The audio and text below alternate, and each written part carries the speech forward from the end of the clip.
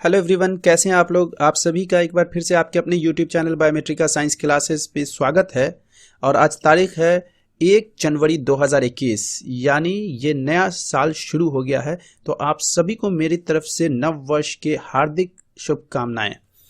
तो इस नए वर्ष में मैं एक पुराने नोटिस को शेयर करने जा रहा हूं, जो कि एडमिशन टू पीएचडी प्रोग्राम यानी पीएचडी एडमिशन के लिए आया है।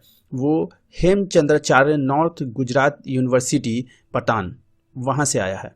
तो आइए इस नोटिस को पढ़ते हुए मैं आपको आगे बताता हूँ कि कौन कौन से सब्जेक्ट में आप पीएचडी कर सकते हैं इस यूनिवर्सिटी के अंडर से। तो पहले मैं आपको ये बता दूं कि ये जो यूनिवर्सिटी है वो नैक द्वारा ए एक्रीडेटेड स्टेट यूनिवर्सिटी है with a CGPA of 3.02।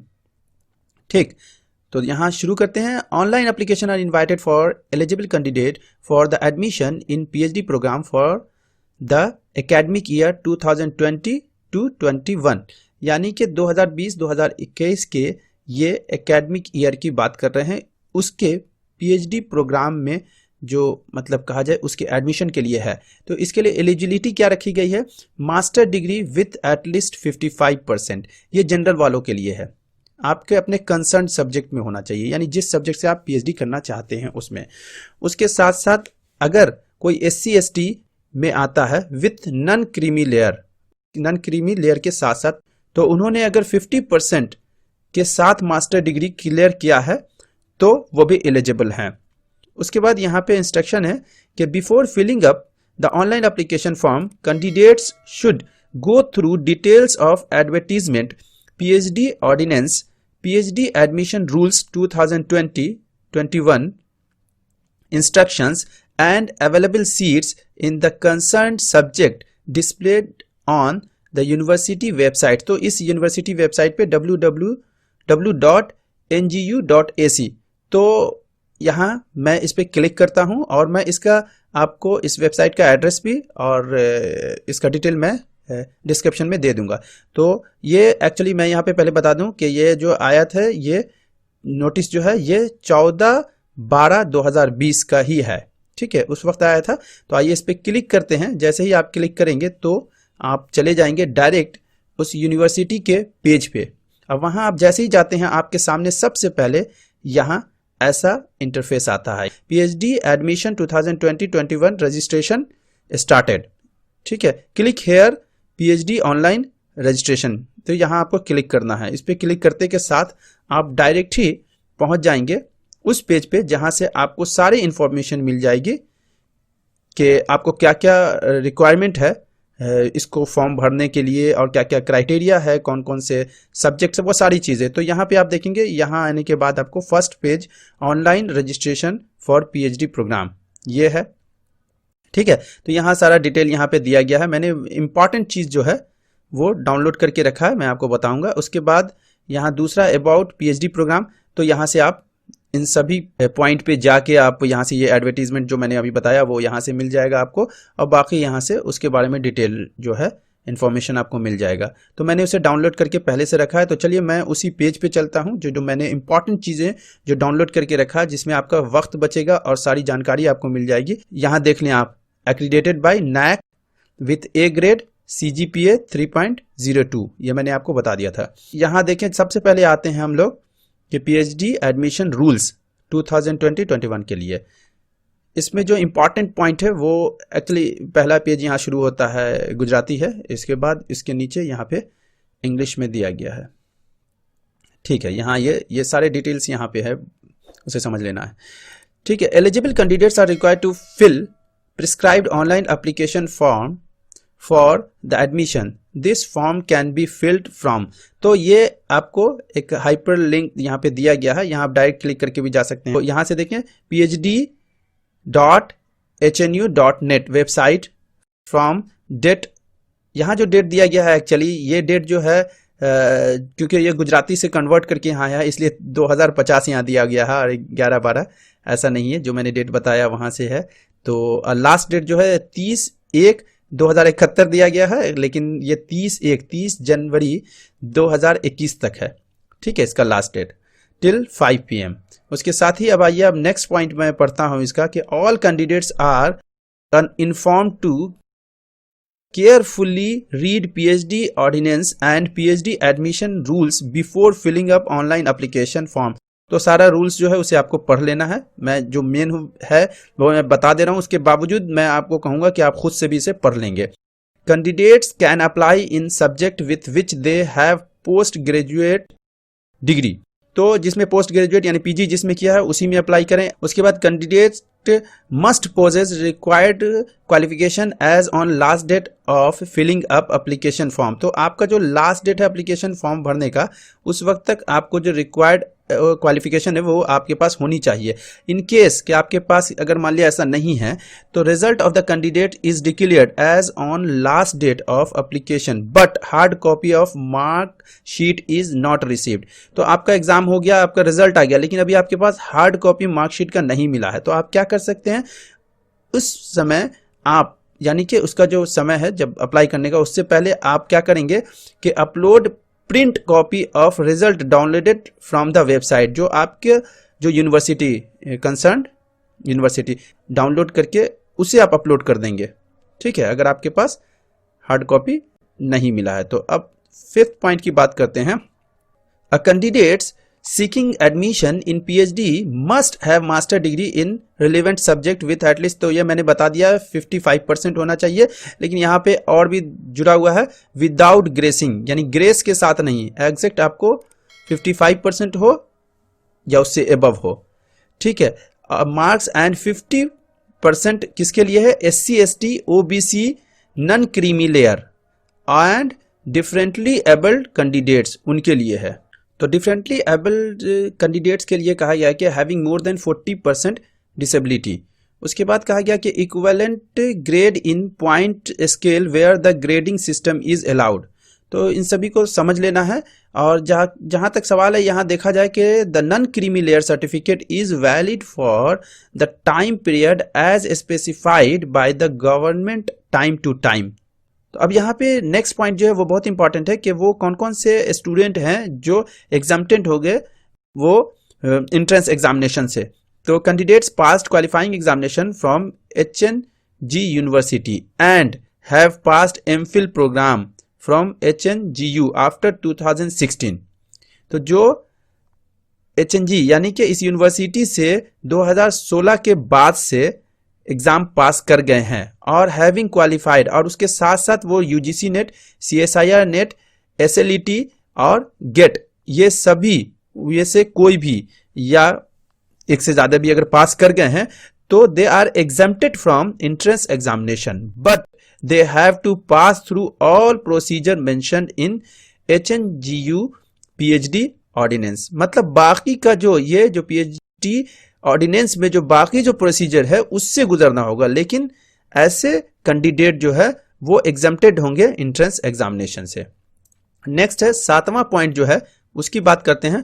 While applying online where percentage is required to be mentioned in the educational qualification if the mark sheet is as per the grade point system, then a candidate has to show the percentage after converting grade point into percentage as per the rules of the concerned university। यानी कहने का मतलब है कि अगर आपने grade point system से पास किया है तो आपको उसे परसेंट में कन्वर्ट करना है, जो आपका उस यूनिवर्सिटी के रूल्स को फॉलो करते हुए होगा, और या फिर बोर्ड से अगर है तो उस बोर्ड से फॉलो करते हुए आपको कन्वर्ट करना है ग्रेड पॉइंट को परसेंट में, और आपको इसे वेरीफाई करना है कैंडिडेट को सर्टिफिकेट दिखाकर एट द टाइम ऑफ, आप कह सकते हैं कि वेरिफिकेशन, यानी eight the time of verification आपको जो है वो सर्टिफिकेट दिखाना होगा कि जिसके द्वारा जिसके बेसिस पे आपने ग्रेड पॉइंट को कन्वर्ट किया है परसेंट में, showing conversion of grade point into percentage by the competent authority of the concerned university board. At the time of online application, the candidate has to fill obtained marks and total marks as per certificate। तो आपके certificate में जैसा कि आपको total marks है और आपने जितना मतलब कि उसमें से प्राप्त किया उन सभी को आपको शो करना होगा। और इसके साथ साथ यहाँ पे है कि अगर आपको इसमें कोई गलती होगी तो इसे रिजेक्ट कर दिया जाएगा, उसके साथ एक और यहाँ पे इसी में एक पॉइंट बनता है कि the certificate issued by the principle of the concern college will be not considered, यानी कि अगर किसी कॉलेज के प्रिंसिपल के द्वारा जो सर्टिफिकेट इशू किया जाएगा तो उसे कंसीडर नहीं किया जाएगा। नेक्स्ट पॉइंट यहाँ पे है कुछ फॉर्म भरते समय जो होगा, जिसमें फोटोग्राफ्स की बात किया जाए तो 150 KB से साइज में छोटा हो जाना चाहिए, सिग्नेचर भी 150 से छोटा होना चाहिए, ठीक है। उसके बाद डॉक्यूमेंट्स की बात करते हैं तो वो भी 150 KB से छोटा होना चाहिए, और आपको फोटोग्राफ सिग्नेचर जो है वो JPG, उसके साथ JPEG और PNG फॉर्मेट में होना चाहिए। लेकिन डॉक्यूमेंट के बारे में कहा गया है कि ये दो है, या तो PDF फॉर्म में हो या JPEG फॉर्मेट में होना चाहिए। At the time of document verification and interview viva voce a candidate has to bring original of all the documents mentioned in online application form। तो आपको ओरिजिनल जो है वो लेके जाना पड़ेगा आपको इंटरव्यू के समय में, ये तो अंडरस्टूड है। An application cannot be confirmed without uploading the above mentioned details and such application will be rejected। तो अगर ऐसा एप्लीकेशन भरा जाए जो इस क्राइटेरिया को, इन सब चीज़ों को फॉलो नहीं करता है, तो उसे जो है एक्सेप्ट नहीं किया जाएगा, उसे रिजेक्ट कर दिया जाएगा। नेक्स्ट पॉइंट है जो कि 9वां पॉइंट है कि अ कैंडिडेट हैज टू पे ए स्पेसिफाइड फॉर्म फी, यानी कि आपको ये जो फॉर्म भरना है उसके लिए 1000 रुपये लगेंगे, जो कि ऑनलाइन भरना होगा और जो नॉन रिफंडेबल होगा।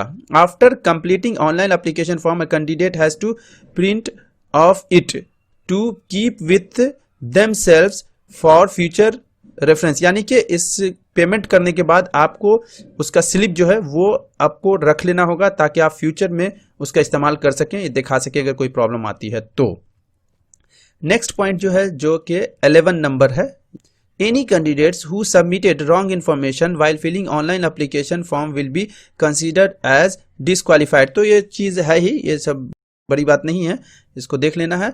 उसके बाद ये 12वां पॉइंट है, candidates are asked to check information regarding admission process and entrance examination which will be kept on university website time to time।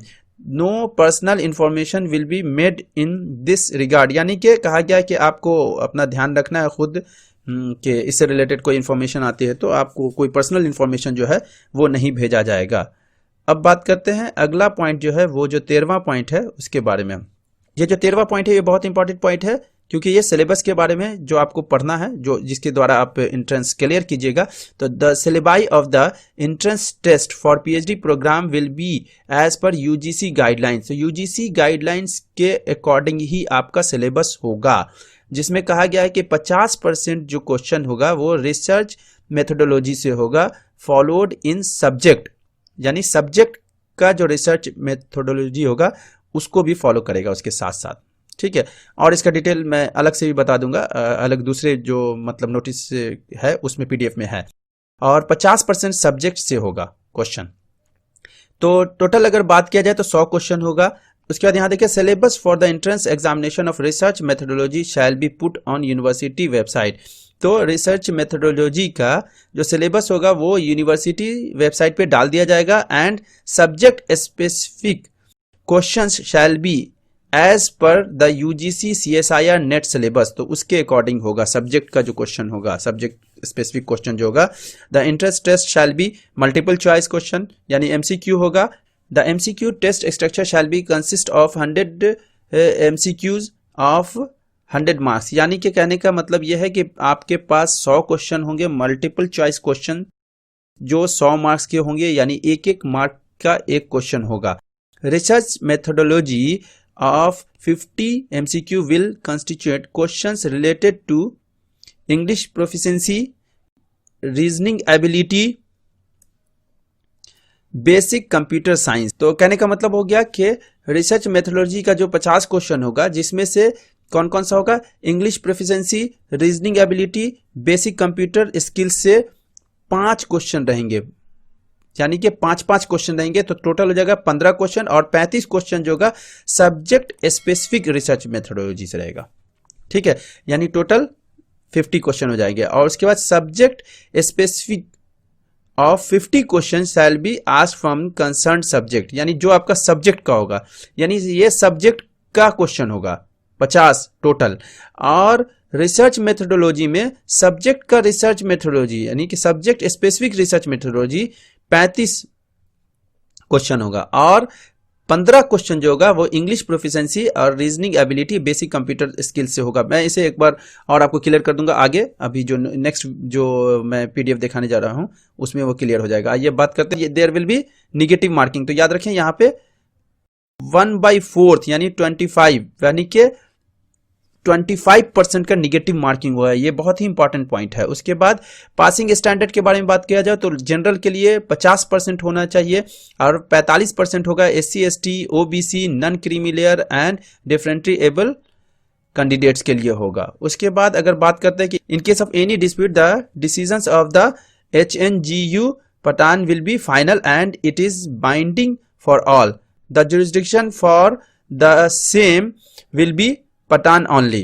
तो अब सीट के बारे में बात करते हैं तो यहाँ देखिए माइक्रोबायोलॉजी में 2 सीट है, इन्वायरमेंटल साइंस में 3 है, उसके बाद हॉस्पिटल मैनेजमेंट 3 है, सोशल वर्क में 3 है, बायोटेक में 4 है, लाइब्रेरी साइंस में 5 है, मैथमेटिक्स में 7 है, लॉ में 9 है। इस प्रकार से कंप्यूटर साइंस में 12 है, होम साइंस में 12 है, सोशियोलॉजी में 13, जोलॉजी में 13, उसके बाद इकोनॉमिक्स में 18, उसके बाद अकाउंटेंसी में 22 है, एजुकेशन में आपको 25 सीट है, बॉटनी में 33 है, उसके बाद इंग्लिश में 33 है, हिंदी में 36 है, गुजराती में 45 है, संस्कृत में 82 है और केमिस्ट्री में देखें 120 है, यानी टोटल 532 सीट है। और यहाँ कैटेगरी वाइज जो है वो भी दिया गया है, इसे आप लोग देख लेंगे।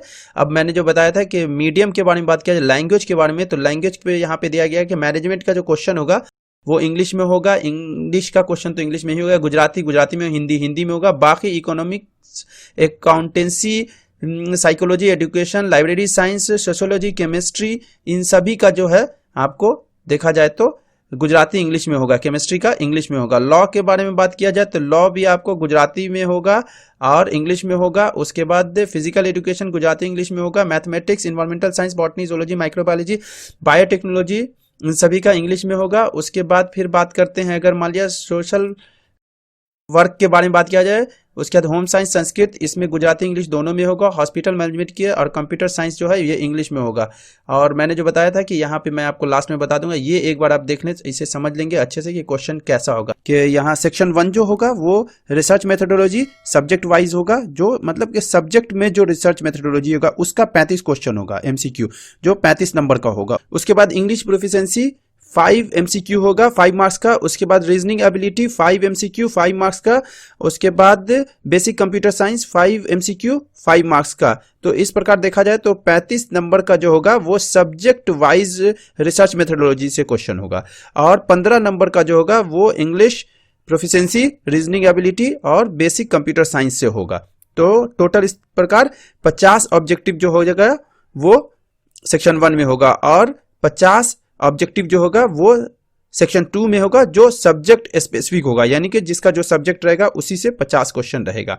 और पहले ही मैंने बता दिया है कि ये टोटल 100 क्वेश्चन होगा जो कि मल्टीपल चॉइस क्वेश्चन होगा और इसमें निगेटिव मार्किंग होगी। और फिर यहाँ देख लें कि there shall be a separate syllabus for each subject for section 1 and section 2 syllabus for PhD entrance examination of research methodology shall be put on university website and subject specific questions shall be as per the UGC CSIR net syllabus for paper 2। तो ये सारी चीजें मैंने बता दिया है। The above questions related to English proficiency and basic computer skills will be asked in English medium only। यानी ये जो इंग्लिश प्रोफिशिएंसी है और बेसिक कंप्यूटर साइंस का जो क्वेश्चन होगा यानी कंप्यूटर स्किल्स का, ये हर किसी को इंग्लिश में ही मिलेगा। तो इस प्रकार आज मैंने आपके साथ इस वीडियो के माध्यम से एक और PhD एंट्रेंस एग्जामिनेशन के बारे में जानकारी दी। तो आप सभी को best of luck. Thank you for watching my video. अगर आपको ये वीडियो पसंद आया और ऐसे ही वीडियो चाहिए या ऐसी और जानकारी चाहिए तो इसके लिए हमारे इस वीडियो को लाइक कर लें और शेयर करें, और जो कमेंट हो, जो ज़रूरी जानकारी हो उसके लिए कमेंट करें, और इस चैनल को सब्सक्राइब कर लें। Thank you very much.